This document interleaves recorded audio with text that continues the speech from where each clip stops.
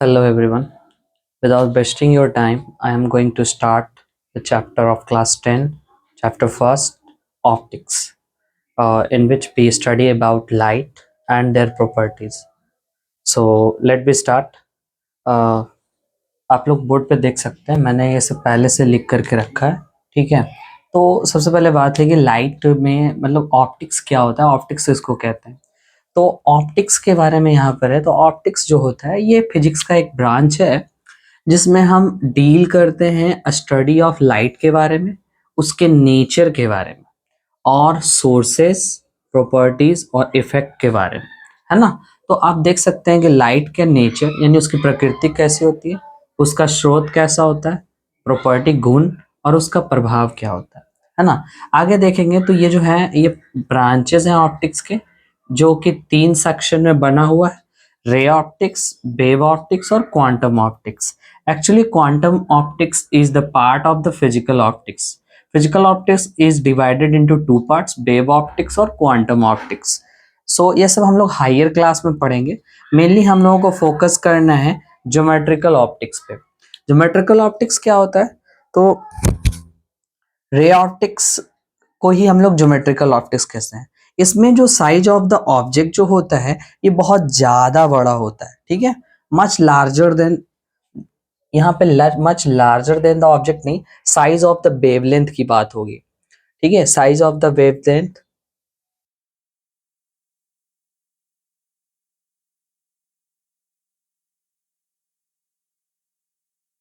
the size of the object is much larger than the wavelength।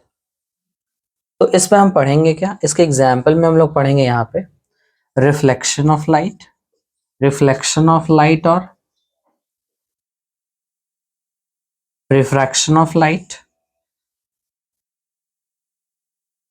Dispersion भी इसी में आएगा, है ना, डिस्पर्सन ऑफ लाइट, ह्यूमन आई और लेंसेज और सब कुछ जो कि हम इसमें रे ऑप्टिक्स में इसको हम लोग कवर करेंगे। आगे देखिएगा तो वेव ऑप्टिक्स जो कि फिजिकल ऑप्टिक्स कहलाता है। तो ये जो साइज ऑफ द ऑब्जेक्ट होता है ये कंपैरिजन टू वेवलेंथ बहुत ही छोटा होता है। The size of the object is comparison to wavelength. इसका मतलब क्या है, वेवलेंथ जो है हमारा, ये वेवलेंथ का मतलब क्या होता है, वेव की लंबाई। वेव की लंबाई को हम लोग नैनोमीटर में देखते हैं। मतलब एक वेव जो है उसका वेवलेंथ कितना हो सकता है, वेव की लंबाई क्या हो सकती है, तो नैनोमीटर। और नैनोमीटर हम किस लिए कब इस्तेमाल करते हैं, जब ऑब्जेक्ट एटॉमिक लेवल पे हो, यानी कि बहुत ही छोटा। तो यहाँ पे ऑब्जेक्ट का जो साइज है वो कंपेरेबल बहुत ही छोटा होता है। ठीक है, जिसे हम लोग वेव ऑप्टिक्स कहते हैं। आगे क्वांटम ऑप्टिक्स जो है, क्वांटम ऑप्टिक्स भी इसी सेक्शन में आता है। चूंकि नाम क्वांटम है तो हम लोग यहाँ पे क्वांटम पार्टिकल के बारे में ही बात करेंगे, यानी एटम के अंदर इलेक्ट्रॉन, प्रोटॉन और न्यूट्रॉन के बारे में। तो ये सारी चीजें हमें बात करनी होगी। ठीक है, तो ये सब हमें हायर क्लास में पढ़ना होता है, इन क्लास 11, क्लास 12। ठीक है, ऑप्टिक्स में हम लोग आगे जाकर के इसके बारे में चर्चा कर सकते हैं क्लास 12 में। सो अभी हम लोग को फोकस करना है रे ऑप्टिक्स पे। तो रे ऑप्टिक्स में सबसे जो इम्पोर्टेंट होता है उसमें ये है कि इसका डेफिनेशन क्या होता है, कि हम क्या डेफिनेशन दे लाइट का। ठीक है, तो लोग लाइट का डेफिनेशन में लाइट के प्रॉपर्टी के बारे में बता देते हैं।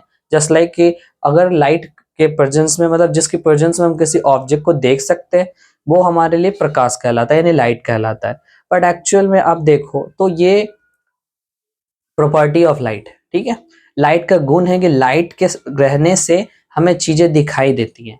थिंक अबाउट इट कि अगर मान लो लाइट किसी ऑब्जेक्ट पे पड़े और वहां से रिफ्लेक्ट ही ना हो तो वो चीजें हमें दिखाई नहीं देंगी।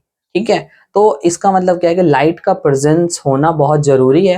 अगर लाइट और ह्यूमन आई में कोई दो चीज भी गायब हो तो वो दोनों चीजों में हमें दिखाई नहीं दे सकता। For example, human I, human आई अगर नहीं हो और लाइट अगर नहीं हो, तो लाइट लाइट होगा और ह्यूमन आई नहीं हो, तो आप सोच सकते हैं कि लाइट का होने का प्रेजेंसी से कोई फायदा नहीं है।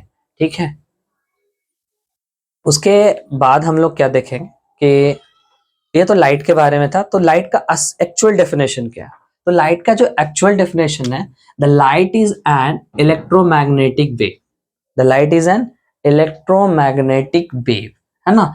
आखिर इसका नाम इलेक्ट्रोमैग्नेटिक वेव क्यों कहते हैं? तो एक्चुअल में लाइट जो है, लाइट जो है ये इलेक्ट्रिक फील्ड और मैग्नेटिक फील्ड का बना हुआ है। यहाँ पे इलेक्ट्रिक फील्ड है और ये मैग्नेटिक फील्ड है। तो एक चीज तो आपको क्लियर है कि अब आपसे कोई भी लाइट का अगर सटीक डेफिनेशन बोले तो आप सीधे बोलेंगे कि लाइट एक इलेक्ट्रोमैग्नेटिक वेव है, इन शॉर्ट EMW, राइट। तो EMW आप बताएंगे। तो ये जो लाइट का डेफिनेशन है ये मैक्सवेल दिया था, ठीक है। हर कोई साइंटिस्ट का जो डेफिनेशन है लाइट का वो अलग अलग है ना। आइंस्टाइन का कुछ और है, न्यूटन का कुछ और है ना, और मैक्सवेल का कुछ और है। तो ये जो डेफिनेशन दिया गया है ये अकॉर्डिंग टू मैक्सवेल है।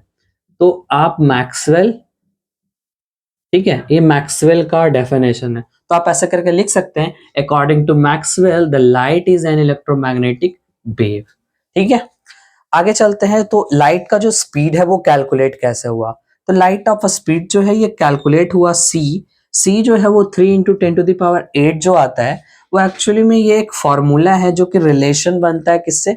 इलेक्ट्रिक फील्ड और मैग्नेटिक फील्ड से, ठीक है। हम लोग एक रिलेशन क्रिएट करते हैं म्यू नॉट और एप्सिलॉन नॉट में।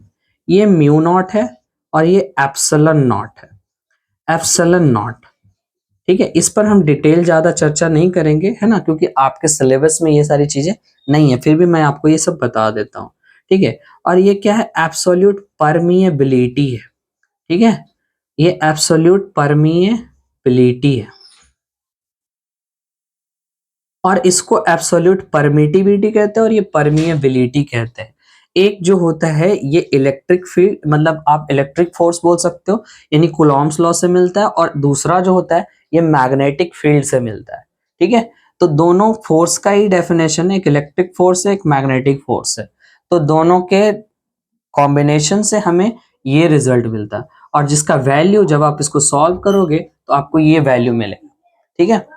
तो एब्सोल्यूट परमिएबिलिटी का जो, जैसे इसका वैल्यू क्या होता है, तो इसका वैल्यू होता है 8.85 into 10⁻12 coulomb square newton metre square पर न्यूटन मीटर स्क्वायर।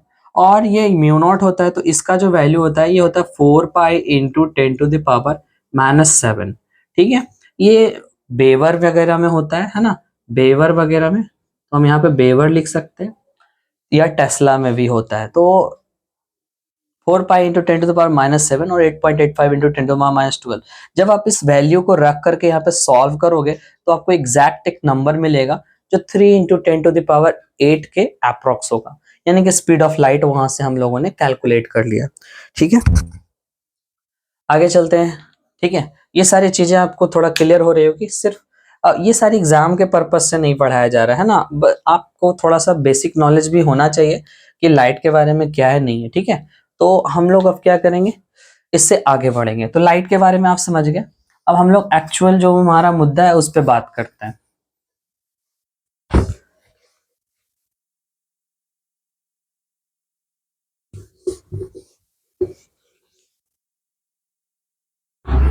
तो मैंने लाइट के बारे में, लाइट का डेफिनेशन आपको समझा दिया। अब हम लोग चलते हैं प्रॉपर्टीज ऑफ लाइट की, लाइट का क्या क्या प्रॉपर्टीज एक्चुअल में हो सकता है। तो प्रॉपर्टीज की बात करें, प्रॉपर्टीज ऑफ लाइट, तो आप खुद बताइए कि लाइट का क्या क्या गुण हो सकता है। सबसे पहला पॉइंट है कि लाइट जो है ये एक सोर्स ऑफ एनर्जी है, light is a source of energy, right. ये दूसरी क्या है कि it helps to see any object, है ना, या हमें सेंसेशन ऑफ विजन प्रोवाइड करता है, ठीक है। It provides to sensation of vision, ये सेंसेशन ऑफ विजन बोलना गलत हो जाएगा, ठीक है, सेंसेशन ऑफ विजन नहीं बोलते, ठीक है। इट प्रोवाइड्स अस टू, या it helps to see any object clearly, it helps to see any object clearly, light हमेशा स्ट्रेट लाइन में ट्रेवल करता है. Light always travelled in straight line. तो लाइट हमेशा स्ट्रेट लाइन में travel करता है. नेक्स्ट पॉइंट क्या हो सकता है? A speed of light. A speed of light जो है वो डिफरेंट मीडियम में अलग अलग होता है. A speed of light in different medium is different. ठीक है, तो इसे हम लोगों को क्या करना है कि इसे हम लोगों को याद रखना है. ठीक है, ये दिक्कत आगे दे सकता है, उससे बढ़िया है कि आप लोग इसको क्या करो, ये याद कर लो. ठीक है, ये बहुत जरूरी है एग्जाम के पॉइंट ऑफ व्यू से और आगे न्यूमेरिकल बनाने के पॉइंट ऑफ व्यू से. ठीक है, तो हम लोग क्या करेंगे, इसको पूरे अच्छी तरह से रट लेंगे. ठीक है, याद कर लेंगे, कोशिश करेंगे कि आपको ये पहले ही याद रहे, है ना. जैसे कि अ speed of light in vacuum या एयर, ये दोनों लगभग सेम होता है. हम हायर क्लास में पढ़ेंगे कि एयर में कम होता है और वैक्यूम में ज्यादा होता है. ठीक है, तो ये दोनों को हम लोग इतना मानेंगे 3 × 10⁸ मीटर पर सेकेंड. ये मीटर पर सेकेंड में आपको मालूम होना चाहिए कि स्पीड ऑफ लाइट जो होता है वो 3 लाख किलोमीटर पर सेकेंड होता है. ठीक है, 3 लाख किलोमीटर पर सेकेंड. लाख को मैं ऐसे लिख देता हूँ. हाँ, ठीक है, 3 लाख किलोमीटर पर सेकेंड. तो ये जो है ये साइंटिफिक नोटेशन में और ये सिंपल है. किलोमीटर को आप मीटर में चेंज करोगे तो यहाँ 5 शून्य, 3 शून्य और बढ़ेगा तो 8 शून्य हो जाएगा. ठीक है, तो speed of light in vacuum हो गया और एयर हो गया. आगे क्या है, speed of light in glass भी होता है. तो speed of light in glass, ठीक है, उसके बाद क्या है, speed of light in glass में कितना होता है, तो 2 लाख किलोमीटर पर सेकेंड. 2 × 2.25 है ना. 2.25 × 10⁸ मीटर पर सेकेंड. ये ग्लास का, सॉरी ये वाटर का है, ये वाटर का है ना. Speed of light in glass कम होगा. हम लोग यहाँ क्या कर रहे हैं, मीडियम को डेंस करते जा रहे हैं, मीडियम को गाढ़ा करते जा रहे हैं, जिसमें स्पीड ऑफ लाइट क्या हो रहा है, घटता जा रहा है. तो speed of light in glass ये कितना होगा, 2 × 10⁸ मीटर पर सेकेंड. ठीक है, speed of light in glass. तो ये फर्स्ट हो गया, ये सेकंड हो गया, थर्ड हो गया, फोर्थ. लास्टली हम लोग क्या देखेंगे, जो ज्यादा यूज होता है वो डायमंड का होता है, कि speed of light in diamond क्या होगा. ठीक है, तो डायमंड के लिए हम लोग 1.24 × 10⁸ मीटर पर सेकेंड यूज करते हैं. तो इसमें भी हम लोग क्या क्या लिखें, सोर्स ऑफ एनर्जी के बारे में, है ना, कि लाइट एक सोर्स ऑफ, ये किसी ऑब्जेक्ट को देखने में आता है, लाइट हमेशा स्ट्रेट लाइन में ट्रैवल करता है. स्पीड ऑफ लाइट जो होता है वो डिफरेंट मीडिया में डिफरेंट डिफरेंट होता है. मीडियम को हम लोग यहाँ पे मीडिया भी लिख सकते हैं. मीडिया प्लूरल वर्ड है और मीडियम सिंगुलर वर्ड है. ठीक है, आगे बढ़ते हैं. अभी क्या है कि लाइट ट्रैवल कहाँ कर सकता है, तो वैसा मीडियम जिसमें लाइट आसानी से ट्रैवल कर सकता है उसको हम लोग होमोजेनियस मीडियम कहते हैं. ठीक है, और लाइट जिसमें ट्रैवल नहीं कर सकता वो हेट्रोजेनियस होता है. ठीक है, तो ये मीडियम की बात है. तो मीडियम किसको बोलते हैं, तो हम क्या बोल सकते हैं, the place where light can we easily travel,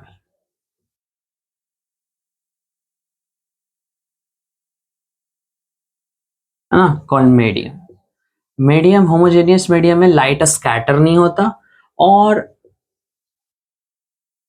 heterogeneous में लाइट स्कैटर होता है, यानी बिखर जाता है. स्कैटर का मतलब बिखरना. तो मीडियम है, एक तरफ हम होमोजेनियस रखते हैं और दूसरी तरफ हेट्रोजेनियस. ठीक है, होमोजेनियस मीडियम क्या होगा, तो इसमें लिखेंगे लाइट ट्रैवल वेरी इजीली, है ना. एग्जाम्पल के लिए फ्रेश वाटर, एयर, कुछ भी हो सकता है ना. तो फ्रेश वाटर, एयर, एटीसी. और हेट्रोजेनियस में क्या डाल दोगे, आप डर्टी वाटर यूज कर सकते हो, जिसमें लाइट जो है, लाइट को थोड़ा दिक्कत हो पास होने में, तो वो हेट्रोजेनियस मीडियम होता है. तो इस तरह से हम लोग मीडियम हुई हम लोग समझ गए. अब हम लोग कुछ ऑब्जेक्ट्स के बारे में जान लेते हैं जो लाइट के पॉइंट ऑफ व्यू से बहुत ही इंपॉर्टेंट होता है. ठीक है, तो मैं इसको इरेज कर रहा हूँ, है ना, एक बार आप देख लो. ठीक है, या स्क्रीनशॉट ले लो. ठीक है, आगे बढ़ते हैं.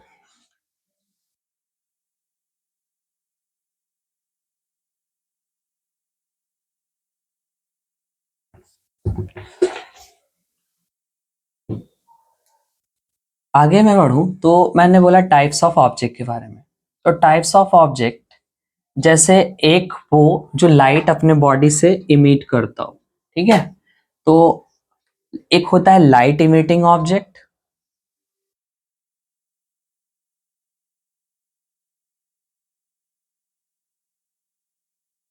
और दूसरा जो होता है जिसके शरीर से लाइट आसानी से पास कर सकता हो, ठीक है। तो लाइट जिसके थ्रू ट्रैवल कर सकता हो, ठीक है। तो on the basis of travelling light, है ना। तो यहाँ पर हम लोग क्या लिख सकते हैं, लाइट कैन बी ट्रैवल्ड, है ना। वो मीडियम या वो ऑब्जेक्ट जिसमें लाइट क्या हो, वो ट्रैवल कर सकता हो, ठीक है। तो लाइट एमिटिंग ऑब्जेक्ट कौन कौन होता है, तो लाइट एमिटिंग ऑब्जेक्ट के हिसाब से हम लोग इसको तीन चार पार्ट में बांट देते हैं। एक होता है जिसको हम लोग कहते हैं सेल्फ लुमिनस, सेल्फ लुमिनस या लुमिनस आप बोल सकते हो इसको, तो लुमिनस हो गया। दूसरा होता है नॉन लुमिनस होता है, नॉन लुमिनस जिससे लाइट नहीं निकलता, ठीक है। सेल्फ लुमिनस में एग्जाम्पल में आप स्टार रख सकते हो, सन रख सकते हो, ईडीसी, है ना। इस सबसे लाइट निकलता है, या ग्लोइंग बल्ब बोल सकते हो। नॉन लुमिनस में क्या बोल सकते हो, मून बोल सकते हो, मून का अपना लाइट नहीं होता, है ना। प्लैनेट्स बोल सकते हो, ईटीसी कर सकते हो। एक ऐसे होते हैं जो जिनके वैसा जीव जिनके शरीर से लाइट निकलता हो, तो उनको हम लोग बायोलुमिनिसेंस कहते हैं, है ना। बायोलुमिनिसेंस क्या है, आपने लुमिनस नॉन लुमिनस ये सब अपने थी में पढ़ा होगा, है ना, पिछले क्लास में। मैं सिर्फ यहाँ पे बायोलुमिनिसेंस का एक्सप्लेनेशन दे देता हूँ। तो क्या बोलेंगे यहाँ पे, द लिविंग, ठीक है, the living organism that emits light through their body. हम लोग इसको हिंदी में जुगनू कहते हैं, है ना। एग्जाम्पल में क्या नाम होगा इसका, फायर फ्लाई, ठीक है, जुगनू। या हम लोगों ने बहुत सारे ऐसे पेड़ पत्तियां होती हैं जो समुद्र के नीचे पाई जाती है या हिमालय पे पाई जाती है, और उनमें नेचुरली एक चमक होता है ना। वो रात में क्या होता है, खासकर ग्लो करते हैं, तो वो सब बायोल्यूमिनेसेंस के अंदर आते हैं, ठीक है। ऐसा कहा जाता है कि संजीवनी भी जो था उसमें भी चमक होता था, ठीक है। और यही आइडेंटिफिकेशन था किसका, संजीवनी का।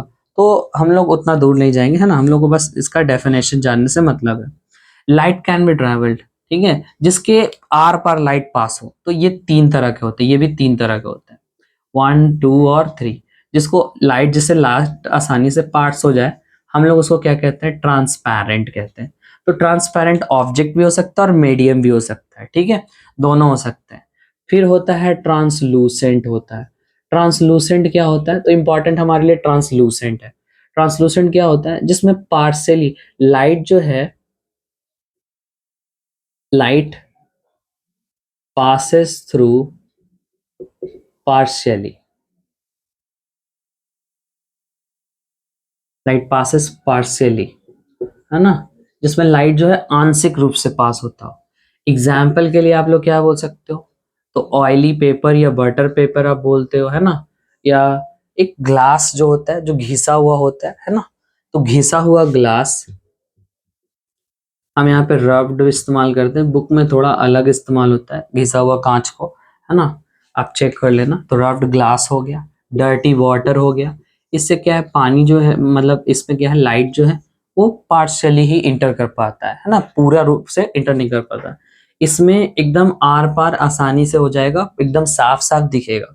और एक तीसरा जो है, जो थर्ड है, उसको हम लोग क्या कहते हैं, ओपेक ऑब्जेक्ट कहते हैं।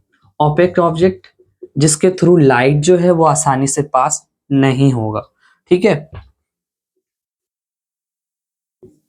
Light doesn't pass across the object, ये बिल्कुल पास नहीं हो सकता, है ना। जैसे कोई दीवार हो गया, वॉल, ईंट, टेबल, कुछ भी आप डाल सकते हो, ईटीसी, है ना। और ट्रांसपेरेंट में तो आप कुछ भी, है ना, साफ हो, क्लियर हो, जैसे क्लियर ग्लास, क्लियर वाटर, ये सारी चीजें हम लोग डाल सकते हैं। तो इस तरह से हम लोग टाइप्स ऑफ ऑब्जेक्ट में यहाँ पर self luminous, non luminous, bioluminescence, transparent, translucent और ओपेक, ये सारी चीजों को क्लियर कर लिए। ठीक है, आगे बढ़ते हैं।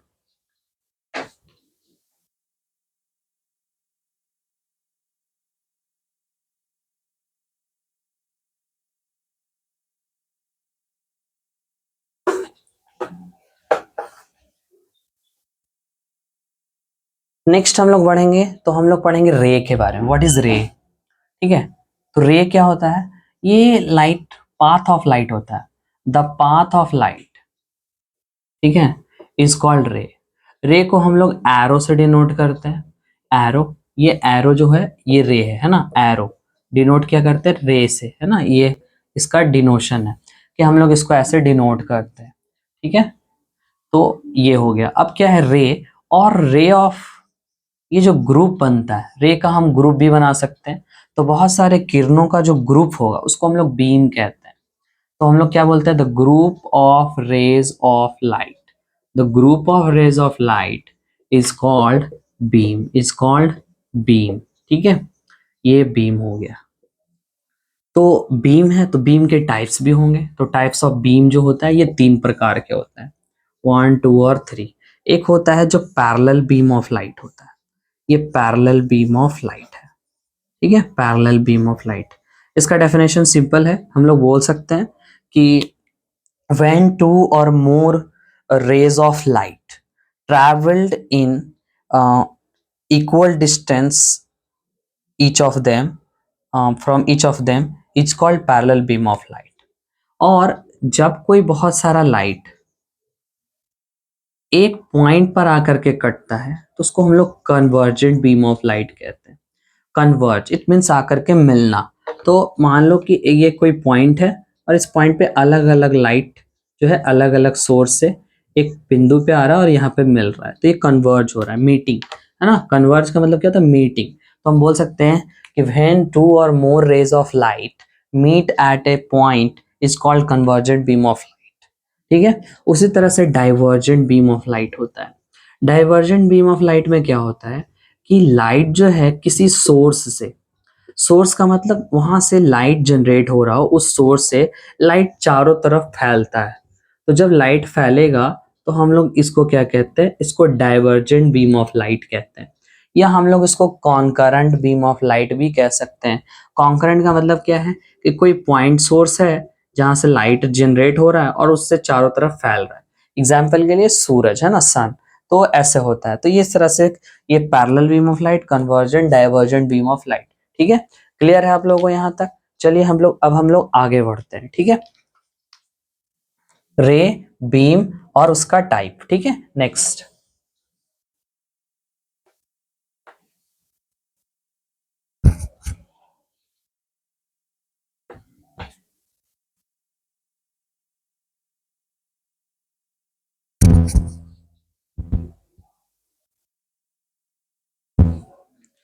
आगे मैं चलूंगा और इसके आगे मैं बताऊंगा आप लोग को। तो इसके आगे क्या है, अब हम लोग समझेंगे रिफ्लेक्शन ऑफ लाइट क्या होता है। तो यहाँ से हेडिंग में डालूंगा रिफ्लेक्शन ऑफ लाइट। एक्चुअली में ये जो टॉपिक है रिफ्लेक्शन ऑफ लाइट, ठीक है, तो हम लोग अलग अलग मिरर में पढ़ेंगे। तो रिफ्लेक्शन ऑफ लाइट यहाँ से हमारा हेडिंग हो जाएगा। तो reflection of light in plane mirror, हम लोग रिफ्लेक्शन ऑफ लाइट 2 सेक्शन पढ़ेंगे। सबसे पहले रिफ्लेक्शन ऑफ लाइट क्या होता है। तो ये जो है, ये लाइट जो है, the bouncing back of light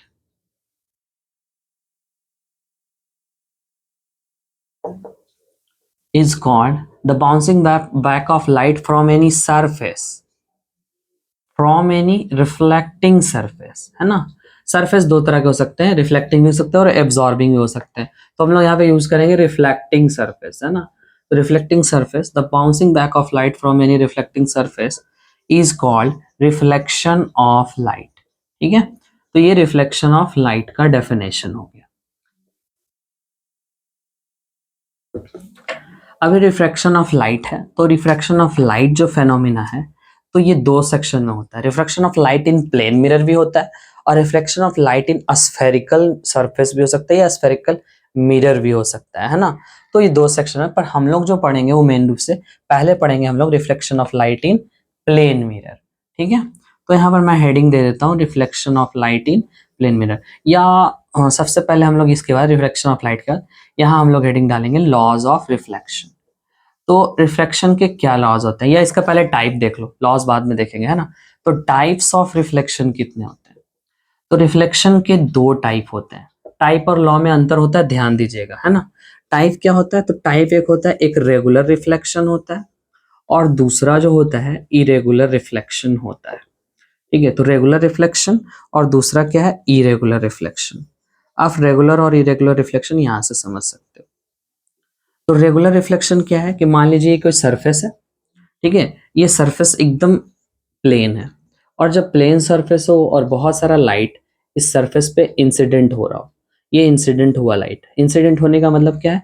किसी ऑब्जेक्ट पे, किसी सरफेस पे गिरना, है ना। लाइट आया, और लाइट आने के बाद उसी मीडियम में इस तरह से लौट जाना। ठीक है, तो लाइट आया और लाइट क्या हो गया? लौट गया। तो देखिए कि सब में जो आई इज इक्वल टू आर को फॉलो किया है, हर कोई आई और आर को एकदम फॉलो किया है, मतलब लॉज ऑफ रिफ्लेक्शन को कंप्लीटली फॉलो किया है।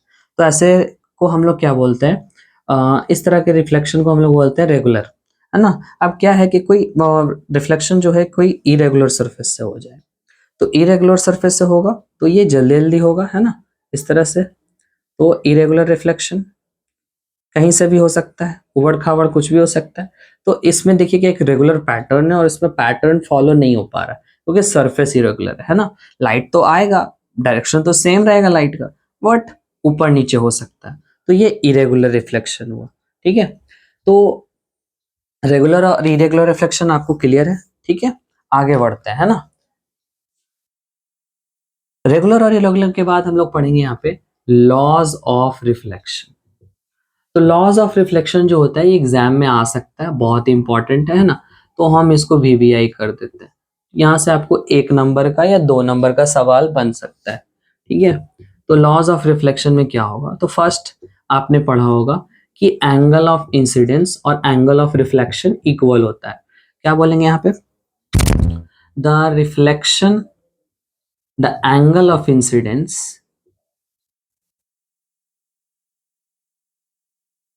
and angle of reflection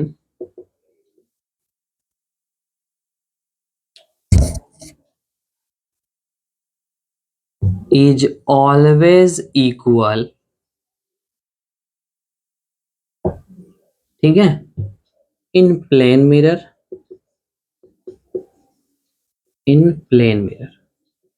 तो ये कोई मिरर है, और इस मिरर में मैंने यहाँ पे इस तरह से, ठीक है, ये इंसिडेंट रे, रिफ्लेक्टिंग रे, ये नॉर्मल, ये इंसिडेंट रे, ये रिफ्लेक्टेड रे। ठीक है, और इस जगह पे हम लोग क्या करेंगे? ठीक है, ये आई और ये हमारा आर। यहाँ पर एंगल आई जो है वो इक्वल होगा किसके? एंगल ऑफ इंसिडेंस, है ना, एंगल ऑफ इंसिडेंस और एंगल ऑफ रिफ्लेक्शन। ठीक है, तो ये दोनों आपस में बराबर होगा। दूसरा क्या होता है? ठीक है, तो दूसरा क्या है कि ये इंसिडेंट रे जो है, इंसिडेंट रे, नॉर्मल और रिफ्लेक्टेड रे, ये दोनों जो होंगे कभी सेपरेट तो होंगे नहीं। जहां से हमारा इंसिडेंट शुरू हुआ है, मतलब इंसिडेंट हुआ है जिस पॉइंट पर, उसी पॉइंट से वो रिफ्लेक्ट भी होगा। तो इसको हम लोग क्या बोलते हैं? पॉइंट ऑफ इंसिडेंस बोलते हैं, इंसिडेंस, पॉइंट ऑफ इंसिडेंस। ठीक है, तो क्या बोलेंगे यहाँ पे?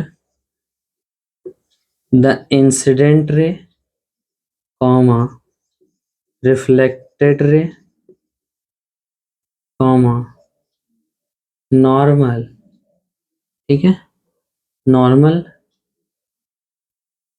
And point of incidence